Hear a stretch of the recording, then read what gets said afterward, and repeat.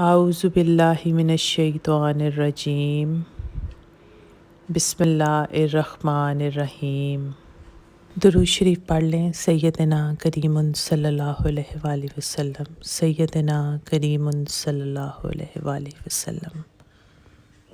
السلام علیکم ویورز، میں ویلکم کرتی ہوں آپ کو وظائف ورلڈ میں، اور میں امید کرتی ہوں کہ آپ سب خیریت سے ہوں گے۔ آج جو میں وظیفہ آپ کے لیے لے کر آئی ہوں بہت ہی مجرب ہے اور انتہائی جلالی وظیفہ ہے۔ آپ کو جس طرح پتہ ہے کہ رجب کا مہینہ شروع ہوا ہے، اور اللہ تعالیٰ کی جس طرح ہر مہینے کی اپنی خاص برکتیں اور رحمتیں ہیں، اس طرح رجب کے مہینے کی بھی اللہ تعالیٰ کی نظر میں بہت زیادہ فضیلت ہے۔ اس مہینے کی خاص بات یہ ہے کہ 13 رجب کو حضرت علی علیہ السلام کی ولادت کا دن ہے، اور اس مہینے حضرت علی کی نسبت سے جو کچھ بھی اللہ تعالیٰ سے مانگے اللہ تعالیٰ ضرور قبول فرماتے ہیں۔ وظیفہ کچھ اس طرح ہے، ویڈیو کو آپ پورا دیکھیں اور غور سے سنیں وظیفے کو۔ 3 دفعہ آپ نے اول و آخر درود شریف تو پڑھنا ہی ہے۔ آپ نے نماز عشاء کے بعد 2 نفر صلوات حاجت نسبت آپ نے حضرت علی علیہ السلام کی کرنی ہے، آپ نے پڑھنے ہیں، اور 3 دفعہ اندر سورۃ اخلاص پڑھنی ہے۔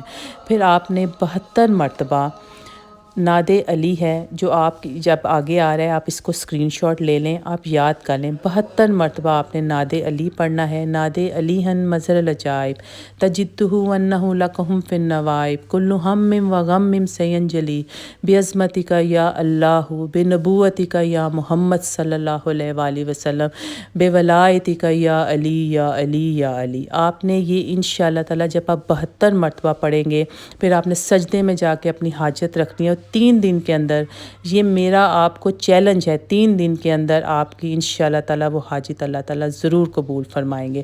بس آپ نے ایمان، یقین اور کامل اپنی نیت صاف رکھنی ہے، اور اللہ تعالیٰ پہ پورا بھروسہ رکھنا ہے۔